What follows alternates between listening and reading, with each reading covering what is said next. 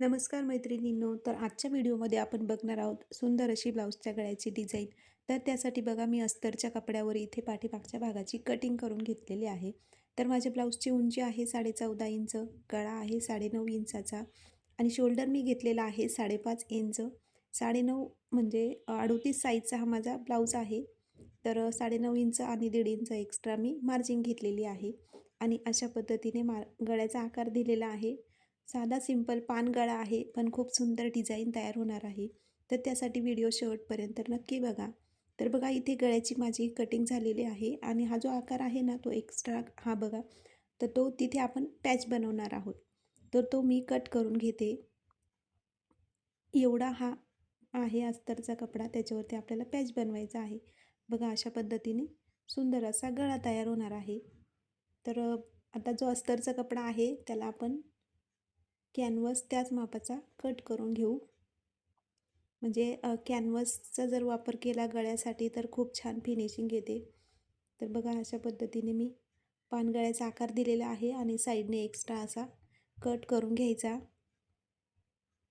आणि याला अस्तरच्या कपड्यावर प्रेस करून घ्यायचा. आता हा माझा ब्लाऊज पीस आहे साडीतला, तर त्याला मी खालच्या बाजूने शिलाई मारून घेणार आहे कमरेच्या साईडने. म्हणजे ती अस्तरचा कपडा आहे तो ब्लाऊज पीसच्या सरळ भागावर ठेवून घ्यायचा आणि शिलाई मारून घ्यायची आणि आतमध्ये फोल्ड केला की खालची आपल्याला जी कमरेची पट्टी आहे ती करावी लागत नाही.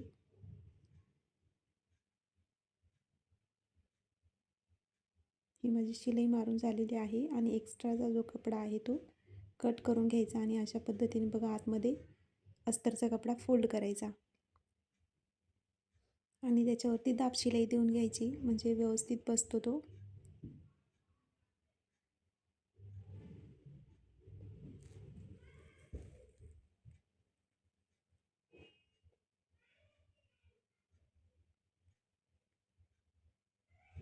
आणि आता पूर्णच अस्तरचा कपडा आणि ब्लाऊज पीसचा जो कपडा आहे तो पूर्ण शिलाई मारून घ्यायची.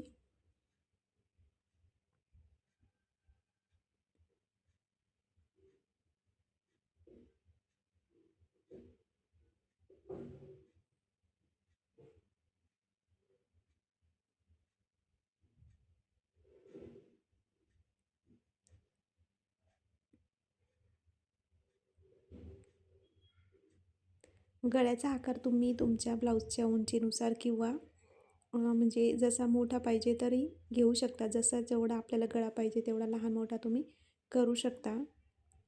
तसं काही नाही. बघा इथे माझी ही शिलाई मारून झालेली आहे आणि आता उरलेला जो इकडे आधी आपण बघून घ्यायचं व्यवस्थित शिलाई आली की नाही, कुठे कपडा कमी जास्त शिवला गेला की काय. त्यानंतर जो एक्स्ट्राचा कपडा आहे ब्लाऊज पीसचा तो कट करून घ्यायचा.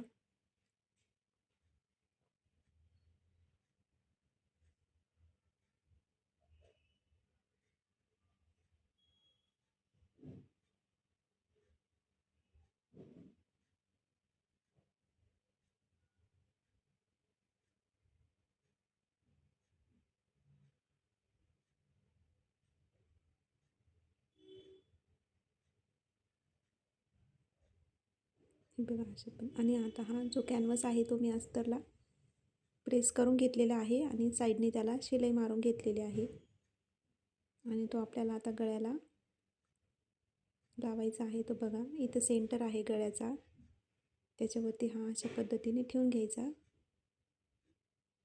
बघा इथे इकडून अस्तरच्या साईडने मी त्याला शिलाई मारणार आहे म्हणजे आपल्याला व्यवस्थित दिसतं ते गळ्याचा आकार आहे तो.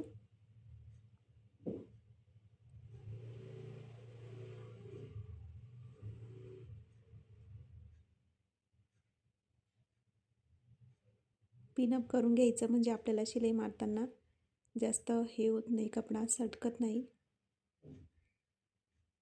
एकसारखा शिवला जातो.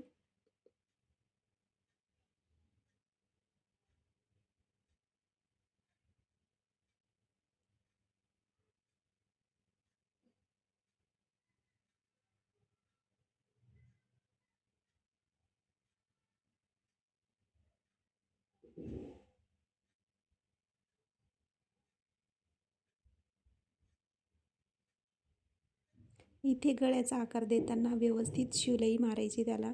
म्हणजे कुठलाही ब्लाऊज असू द्या, त्याला जेव्हा आपण गळ्याचा आकार व्यवस्थित शिवला जातो तरच तो छान बसतो आणि गळा छान तयार होतो. जर आपण शिवताना कमी जास्त गळा शिवला गेला तर तो व्यवस्थित होत नाही, गळ्याचा आकार बिघडतो. तर बघा, आता हा कॅनव्हासचा कपडा आहे, तो अस्तर लावलेला तो मी कट करून घेणार आहे आणि त्याला छोटे छोटे कट मारून घ्यायचे, म्हणजे व्यवस्थित आतमध्ये फोल्ड होतो.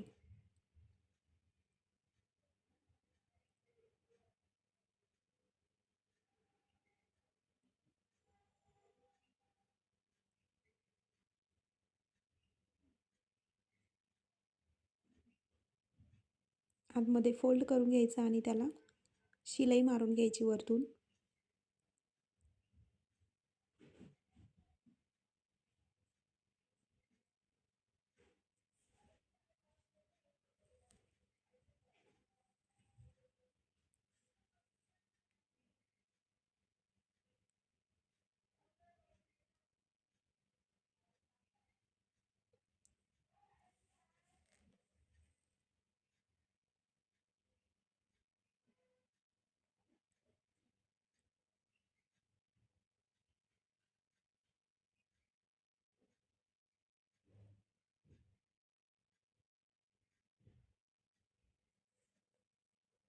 बघा किती सुंदर गळ्याचा आकार इथे तयार झालेला आहे. आणि आता हा जो अस्तरचा कपडा आहे ना, हा जो आकार दिलेला त्याला आपल्याला पॅच बनवायचा आहे. तर बघा, वरच्या साईडने थोडंसंच फक्त शिलाईसाठी आपल्याला जेवढा पाहिजे तेवढाच आपण कॅनव्हासवर मार्किंग करणार.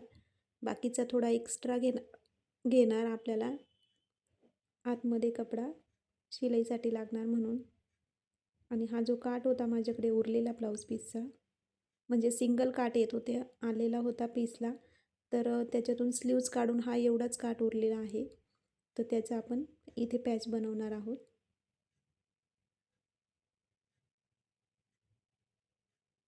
बघा, अशा पद्धतीने त्याला प्रेस करून घ्यायचा आणि जो वरचा राऊंड आकार आहे त्याला इथे शिलाई मारून घ्यायची.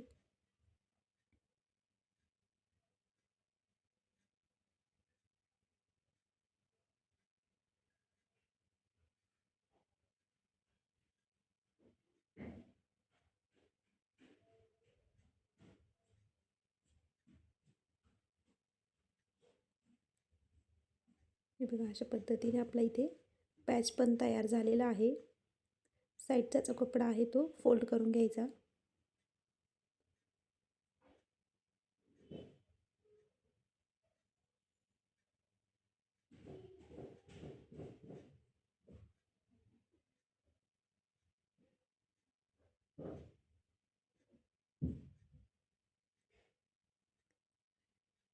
आता ही लेस मी त्याला लावणार आहे.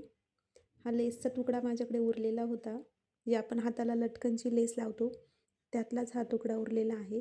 तर मग जो पॅच बनवलेला आहे त्याच्यावरती इथे लावून घेणार आहे.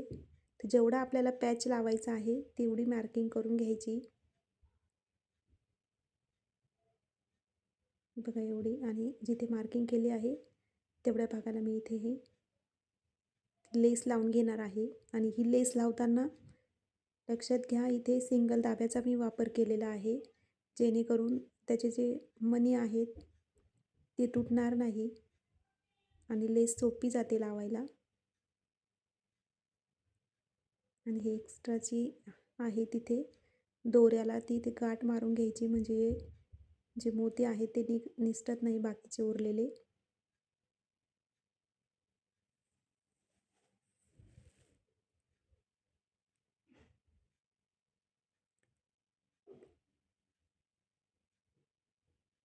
बघा, इथे पॅचचं मार्किंग आहे त्याच्यावरतीच आपल्याला आता गळा अटॅच करायचा आहे.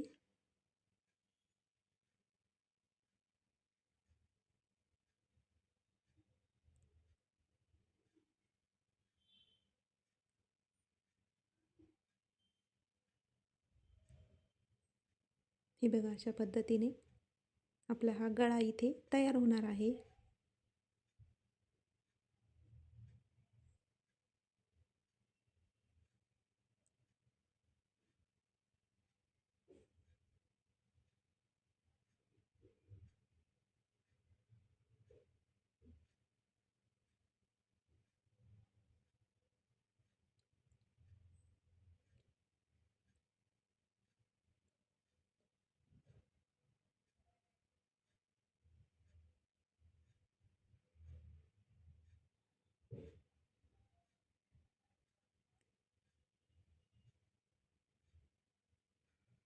इथे शिलाई मारताना जरा काळजीपूर्वक मारायची, कारण जे लेसला मोती वगैरे आहे ते तुटायला नको म्हणून, किंवा आपली सुई तुटते त्यासाठी इथे हळूच मशीन चालवायची.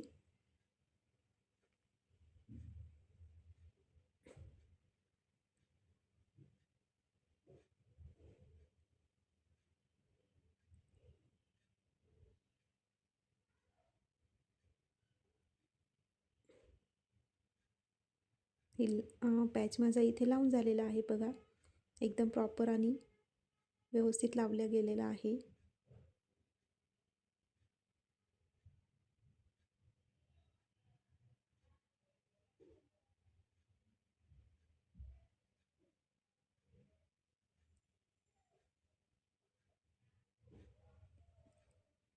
आता ही जी लेस आहे ती मी गळ्याच्या साईडने आता लावणार आहे.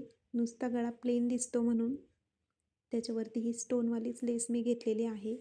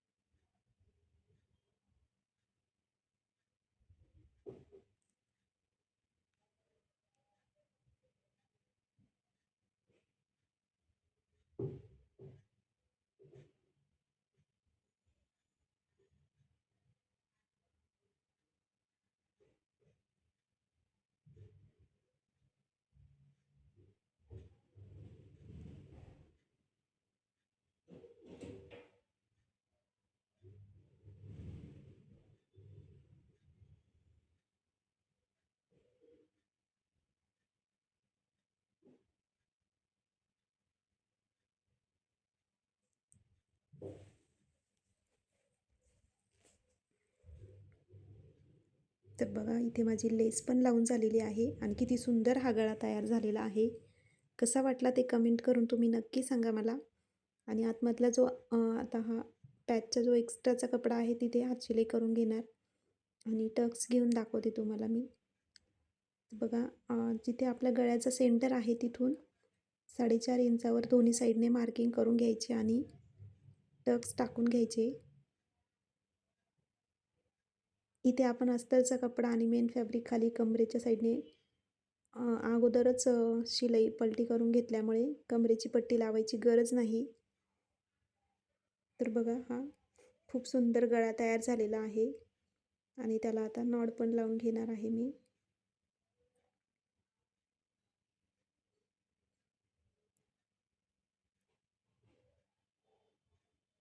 अशाच नवनवीन डिझाईनसाठी माझ्या चॅनलला सबस्क्राईब करा आणि गळा कसा वाटला ते कमेंट करून नक्की सांगा. आणि ह्याची जी लेस आहे ना ती एक साईडनी स्टोन आहे, तर त्यासाठी मी हा गमचा वापर करून ती लेस स्टिक करून घेणार आहे तिथे.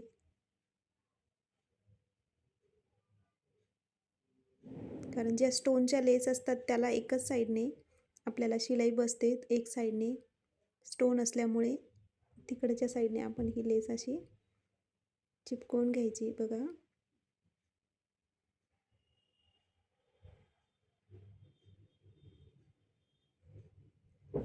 अशाच नवनवीन डिझाईनसाठी फॉलो करत राहा.